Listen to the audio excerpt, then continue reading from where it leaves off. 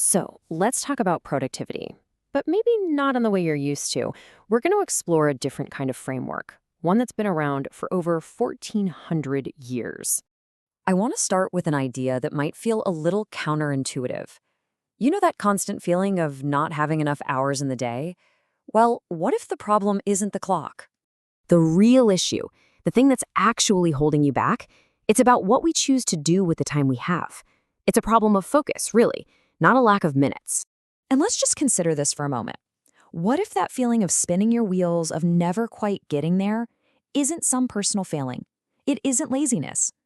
What if it's the absence of something deeper? What if it's a lack of barakah, that spiritual blessing and abundance in your time? This right here gets to the heart of what so many of us are dealing with. We are always busy. But all that motion, it doesn't really lead to a sense of peace, does it? Or fulfillment. Does this day sound painfully familiar? You wake up, you've got your to-do list, you're motivated, and then somehow you look up and 40 minutes have disappeared into your phone.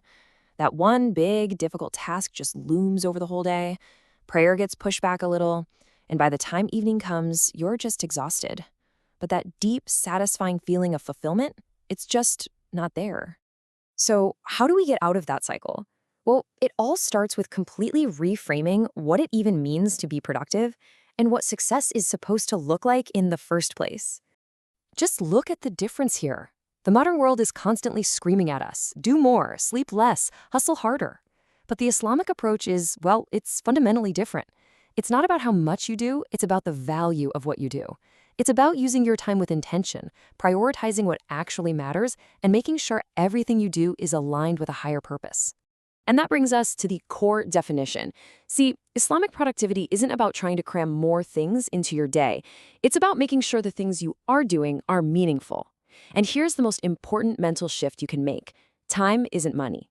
Time is life. It's the very fabric of the trust we've been given. So let's dig into the why behind this whole approach. Let's look at the deep spiritual foundation that this is all built on. In the Quran, Allah himself swears an oath by time. By time, indeed, mankind is in loss. Just think about that. Why would an oath be taken on something as simple as time?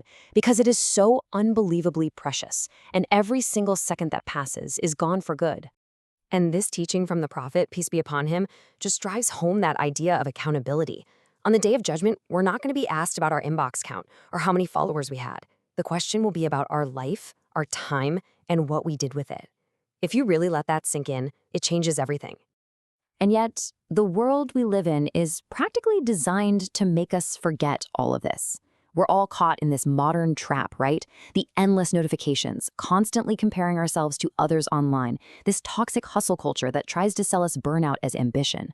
We have to remember, being busy is not the same thing as being effective. You can run yourself into the ground and still make zero real progress. Okay, so that's the problem. But how do we actually apply this? Let's break it down into a really simple, actionable blueprint. 3 steps you can take to invite Barakah back into your life. The framework is pretty straightforward. First, you start your day with Barakah. What does that mean? Praying Fajr on time and fighting that urge to grab your phone first thing.